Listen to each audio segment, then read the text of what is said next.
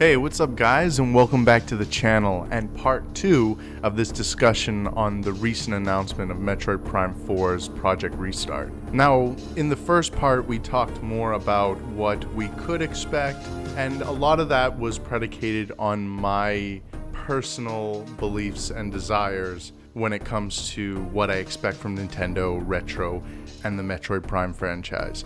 Now, in this part, I want to talk more about what we should absolutely expect from Metroid Prime 4, from Retro Studios especially. Nintendo, they play a part, obviously, in making this game, but with Retro being the main dev on this game, I imagine that they will be given a lot of freedom. So first things first. This is a tall order that Retro is being asked to accomplish, and I have full and total faith in them to give us something that is absolutely incredible. But there are a few things that I want to clarify to you, the viewer, and if Retro was to ever hear this before Metroid Prime 4 comes out, that there are just some things that they must get right. First off, I feel like with there definitely being at least 2 years before we get the game, I feel like an HD version or an HD remaster would be amazing of the original trilogy. I don't know how that would work. I don't know if they could just take the trilogy that they put on the Wii and make that HD and sell that to us for $50, because I think that would be optimum. That would be amazing. People would trip over that, and it would really help newer audiences to understand why the Prime series is so important. I think that that's probably one of the smartest things you could do, because obviously, you know, that no one's going to know what's going on in the Prime series with this fourth game. So I want there to be context, and this is the best way to give context. Or releasing each one individually for $20. I don't know. Either or. I think honestly releasing them separately would be better, because there was something very unique about each Prime game in that their title screen and their menu system was super unique, super different. And with Trilogy, it was kind of all lost, and it was given this, I would say, equally unique in some respects, because each time you load up a different game, it gives you a shot of Samus charging up her cannon, like the intro of this video, except as you progress through the game, you see the change of her suit. And each game has different suits, by far, especially the difference between 1 and 3. 1 being more of an aesthetical color change to her current suit, as opposed to with Prime 3, there being actual upgrades that change. So it was really unique and different, and I'd like to actually see that brought to Metroid Prime 4. But the main point here is that the trilogy should come back out, and no, it should not be the Wii games brought to the Switch. Not that that would be a bad thing, but I just prefer if we got an HD version to really crisp up where the game hasn't aged so well. But the games still, I gotta say, regardless, they all hold up very well. I'd say better than even some Xbox games, because of the beautiful design that Retro was able to impart. Next up is probably one of the most important things to get right in a Metroid game in general, and that's its music. The Metroid games have always been known for having atmospheric scores, but the Prime games had a slightly different feel, and I'd like to see that recreated. And with Retro being back on board, I have no doubt that they are going to get this right. One of my favorite aspects of Metroid music is the fact that they can be upbeat and still create atmosphere. It's just a very interesting, very unique to Metroid vibe. So I'm really interested to see how Nintendo takes the music composition to the next level. Sound design in general is also very important. These effects in Metroid games have always sounded good, but Metroid Prime really took sound to a new level and created a more immersive experience. And even more important than sound is making sure that you have a game that plays flawlessly. So things like interesting level design and movement options, or contextual environmental traversal options. These are all things to think about, while still being approachable and not cumbersome, is something I'm really excited to see where Retro takes this over 10 years later. they may be super excited, chomping at the bit, because all they've really worked on are Mario Kart and Donkey Kong. And control schemes are very important in this game because since the original game's inception, there have been many control types. Well, I say many. I mean more that there have been incredibly varying control types. You've got the traditional GameCube control setup that was a lot like playing an original N64 shooter, but more advanced. Don't let that scare or shy you away. It is manageable. They did a great job in designing the way this game was meant to feel and play. But later on, they gave it a motion control setup on the Wii, which was incredible. The trilogy is an amazing way to play the Metroid Prime series. Later on, when Federation Forces came out, and I know that you guys want to talk some smack about Federation Forces. I mean, maybe a lot of you haven't even played it before, but you read into what people said online, and honestly, the game isn't perfect.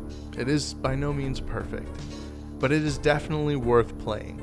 It is definitely a fun 4-player game. It just could be optimized, honestly. Better joystick is the biggest thing. The style was weird, but what this game brought to the table was incredible control. It felt like a more up-to-date first-person shooter while still bringing some of that flavor that the Wii version brought to the table, in that it allowed you to use motion controls for more precision shooting. Now, yes, this kind of thing is difficult, it's jarring, it's different, but like Splatoon, it really helps if you get good at it. And I mean, it doesn't take much, it just takes practice. Like anything in life, it takes practice. But once you get good at it, it's amazing the amount of precision you get. It's almost like mixing aspects of joystick control and mouse control into one. It's just very tactile. So I do hope that Metroid Prime 4 has varying types of gameplay for varying types of players. Someone like me is going to want to play it with motion controls and then maybe later on play with traditional controls. But generally speaking, I choose motion controls because I like it. It feels nice. But I understand why someone else would be like, no, not at all. I don't want anything motion involved. I just want it to feel like a traditional Xbox or PlayStation game. So that's why I'm saying that varying types should definitely be there. I mean, I don't have a doubt in my mind that Retro knows this. And I say that to be cautious because the Switch is a new system, the technology is new, and I know that you're gonna want to just go with motion control with a game like this in particular. But I feel like you've got to give that varying ability. It only makes sense.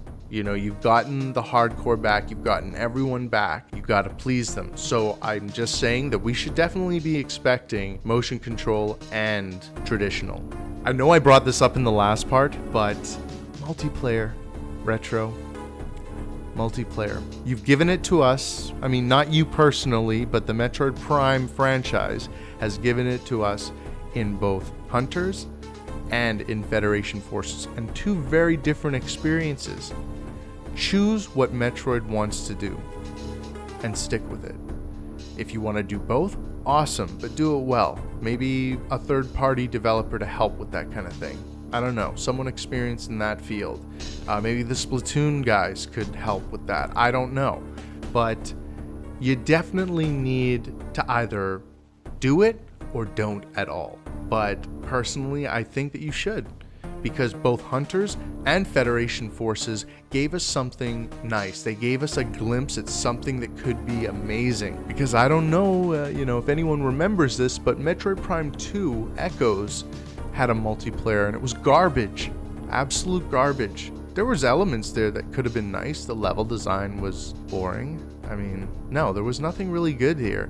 It was better on the trilogy disc because of the motion controls. It made it more competitive, whereas on the GameCube, it really just felt like whoever locked on first wins, pretty much. You know, if you know how to play Metroid Prime, you know what the hardest hitting things are, and it just didn't make much sense. It was really half-heartedly approached, and I just want to see some kind of multiplayer experience that brings in that crowd because they're gonna come for the multiplayer, but they're gonna play your single player and be blown away by what you've presented. That would be like buying a Call of Duty for the multiplayer, and when you go to play the single player, it's BioShock. Like, I would just trip over a game like that. So I mean, just try to do that. Try to create that experience. Now, this is one of my favorite things I'm expecting. I mean, the other things actually affect the game, so in all honesty, I'm more excited for those things. But I love amiibos. I love toys. I think they're great. They're a great reason to be an adult and buy toys. So honestly, I really do think some special edition Metroid Prime 4 amiibos are going to come out. 1 to 3, I would say. And they're going to be amazing. They're going to look beautiful. They're going to probably be Samus in a cool pose from the cover or from the game. The other two are probably going to be a fellow protagonist and probably the main bad guy. You know, whether it be Ridley, but we already have a Ridley character, so maybe they'll be doing something different. Maybe it's a really sick Dark Samus, because I don't even know really, you know, this game, we don't know what to expect with it, honestly. It could be Metroid Prime 4 and be following soon after the original trilogy, or it could be years in the future. It could be a completely different plot, but they're calling it Metroid Prime 4 so people get gripped by it. There's no telling what could happen between now and when this game comes out.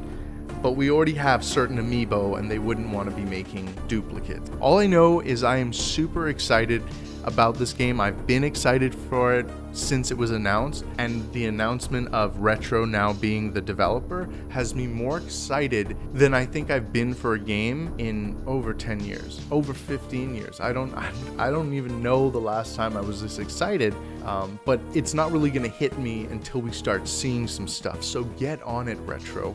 I want to see some gameplay. I want to know what this game's visuals are gonna look like, and I'd like that as soon as possible. But we can be certain that we're not gonna get that probably for another year and a half. Probably not until next E3. I know that Nintendo is going to be cracking the whip behind Retro to get this game to a nice place to show people, because it is really disappointing, Nintendo. It is really disappointing. That was something I was like, I wasn't looking at any other game this year, really. I was looking at Metroid Prime 4.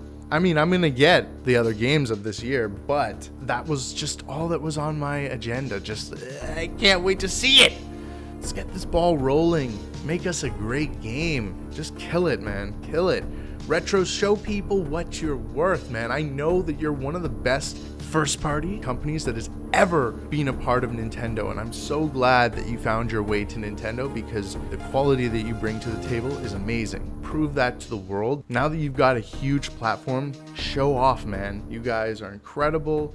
There are so many gamers playing the Switch now. It's not like, you know, one-sided, more on the kids' side or anything like that, man. You guys have a stage to shine on, and I'm rooting for you guys.